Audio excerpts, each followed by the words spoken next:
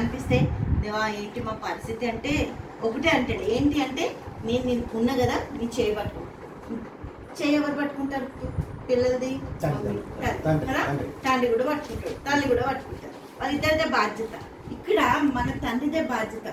ఏ పరిస్థితి నువ్వు గుంతలు పడిపోతున్నావా, ఒకవేళ నీ సిచ్యువేషన్ చాలా రాళ్ళల్లో వెళ్ళిపోతుందా, ముళ్ళల్లో వెళ్ళిపోతున్నావా, అయినా పర్వాలేదు, నువ్వు ధైర్యంగా నిలబడు, నేనేం చేస్తా అని దేవుడు మనకి వివరణ ఇస్తుంది. ఏంటి అంటే ఇక్కడ యెషయా 55:8 చూస్తే, నా తలంపులు మీ తలంపుల వంటివి కావు, మీ త్రోవలు నా త్రోవల వంటివి కావు, ఇదే యెహోవా వాక్కు.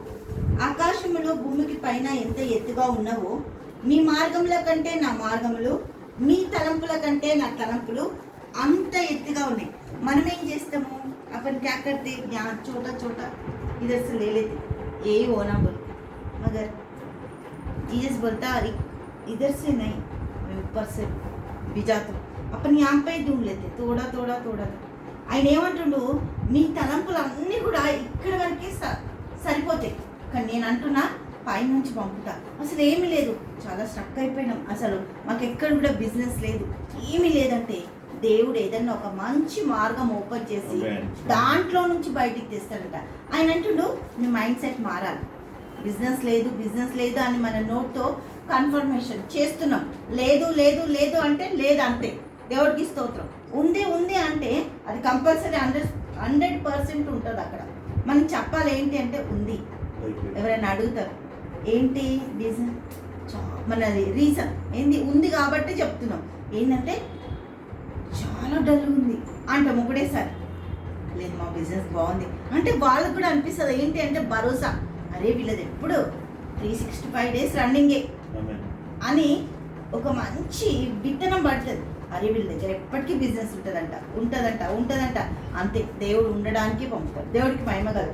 ఏమంటుండో ఆయన ఇక్కడ, ఆకాశములు భూమికి పైన ఎంత ఎత్తుగున్నాయో తాకుతామా మనం? తాకలేము అస్సలు. కనీసం కొన్ని బిల్డింగ్ ఒక 10 వాళ్ళు 100 కడుతున్నారు కదా, 100-200 టవర్లు వేసినా కూడా దాని మీదకి ఎక్కినా కూడా తాకదు, 1000 వేసినా తాకదు, 1,00,000 వేసినా కూడా తాకదు. మనం తాకలేము. దేవుడికి మహిమ కలుగును గాక. ఆయన ఒకటే అంటుండు, మీ తలంపులు మార్చుకోండి, నేను మీకు ఏమి ఇవ్వబోతున్నట. హల్లెలూయా. 10వ వచనం చూద్దాం. వర్షము హిమము ఆకాశం నుండి వచ్చి అక్కడికి ఎలాగో మరలక భూమిని తడిపి విత్తువానికి విత్తనమును భుజించువానికి ఆహారము కలుగుటకై అది చిగుర్చి వదిలినట్టు చేయను, అలాగే నా నోటి నుండి వచనములు ఉండును. దేవుడికి మీకు బిజినెస్ ఇచ్చిన, మీకు మంచి ప్రాపర్టీ ఇచ్చిన, మంచి మార్గాలు తెచ్చిన, కాబట్టి మీరు ఏం చేయాలి? విత్తం, ఒక చిన్న విత్తనం. మనం ఇంట్లో తొట్టిలో అనుకుందాం, మెంతులు వేస్తే ఏమైతే ఒక 3-4 రోజులకి మొలకొచ్చేస్తుంది కదా. దేవుడికి ఇస్తుంటాం. రాకుండా ఉంటుందా? ఉంటుంది కంపల్సరీ. ఒక రోజుకో వారంకో 10 రోజులకో అది కంపల్సరీ విత్తనం మొలకెత్తుతుంది. మనం అనుకున్నవన్నీ కూడా దేవుడు చిగురింపజేసి ఫలింపజేసి అభివృద్ధిపరిచి ఆయన ఒకటే అంటుండే, ఏంటి? మీరు విత్తుతున్న విత్తనాన్ని గురించి ఆలోచించండి. దేవుడికి స్తోత్రం. భూమిని తడిపి విత్తువానికి విత్తనమును భుజించువానికి ఆహారము కలుగుటకై అది చిగుర్చి వర్ధిల్లినట్టు చేయను, అలాగే నా నోటి నుండి వచ్చి వచనములు ఉండును. నిష్ఫలంగా నా యొద్దకు మరలగా అది నాకు అనుకూలమైన దానిని నెరవేర్చును. నేను పంపిన కార్యము సఫలము చేయను. దేవుడికి మహిమ కలుగును గాక. 100% జరుగుతుంది. మనం విశ్వసించాలి, నమ్మాలి. దేవా ఇది మాకు చేస్తావు, కరెక్టే. మేము మా తలంపులన్నీ ఇప్పుడు ఎవరిని మేము పక్కకు తీసుకుపోయి అడిగినా కూడా వాళ్ళు అదే చెప్తారు. చాలా ఏమంటారు? ఫైనాన్షియల్ ట్రబుల్ కదా అంటే ఒకటే మాట చెప్తారు. ఫైనాన్షియల్ ట్రబుల్ అంటే ఎంత భయంకరం. దేవుడు ఏమంటుండు ఇక్కడ? నిష్ఫలంగా 11వ వచనం చూడండి ఒకసారి. నిష్ఫలంగా నా యొద్దకు మరలక అది నాకు అనుకూలమైన దానిని నెరవేర్చును. నేను పంపిన కార్యము 100% సఫలత అవుతుందట. ఎట్లా? ఆదికాండం 26:12 వచనం చూద్దాం. ఆదికాండం 26:12 వచనం. Isaac planted a crop in that land and the same year reaped 100-fold because the Lord blessed him. దేవునికి మహిమ కలుగు. 26వ మొదటి వచనం చదవండి ఒకసారి. Now there was a famine in the land besides the previous famine in Abraham's time, and Isaac went to Abimelech, king of Philistines, in Gerar, దేవునికి మహిమ కలుగుగాక. ఏముంటుంది ఇక్కడ అంటే, అబ్రాము దినములలో వచ్చిన మొదటి కరువు గాక మరి ఒక కరువు ఆ దేశంలో వచ్చెను.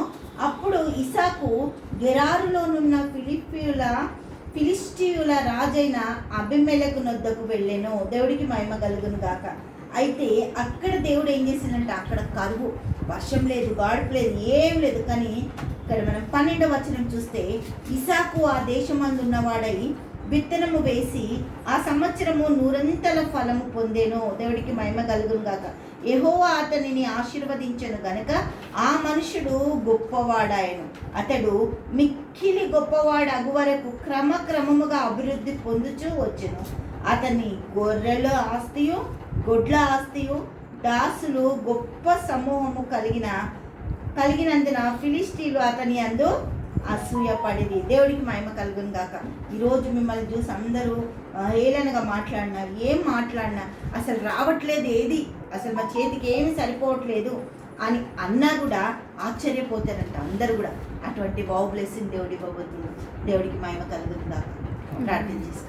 తండ్రి యేసానికి స్తోత్రం ప్రభా. ఇసాకు కరువులో పెట్టినప్పుడు 100 ఫలాలు దయచేసినట్టు ప్రభా, ఈ బిడ్డలకు జీవితాలలో విస్తరింపజే, ఫలింపజే ప్రభా. కరువు భారమైనప్పుడు నువ్వు పనిచేస్తావు కదా తండ్రి.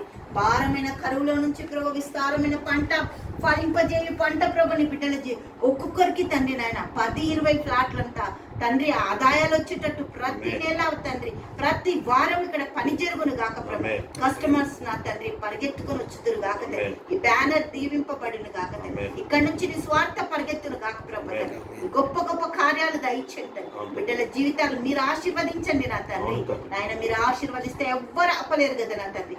బిడ్డల జీవితాలు ఆశీర్వదింపజేయి, ఫలింపజేయి, అభివృద్ధిపరచు, విస్తరింపజే, క్రమక్రమముగా తండ్రి సాకును ఆశీర్వదించినట్టు బిడ్డల కుటుంబాలను దీవించండి, ఆశీర్వదించండి. తరాల ఆశీర్వదిస్తున్నందుకు కృతజ్ఞతలు చెల్లిస్తూ యేసుక్రీస్తు నామములో ప్రార్థిస్తున్నాము తండ్రి. ఆమేన్. ఆమేన్. తండ్రైన దేవుని కుమారుని యేసుక్రీస్తు ప్రభు పరిశుద్ధ సాహసం మాకును మీకును ఎల్లప్పుడూ తోడైండును గాక. Amen. Amen. Praise the Lord sir. Praise the Lord.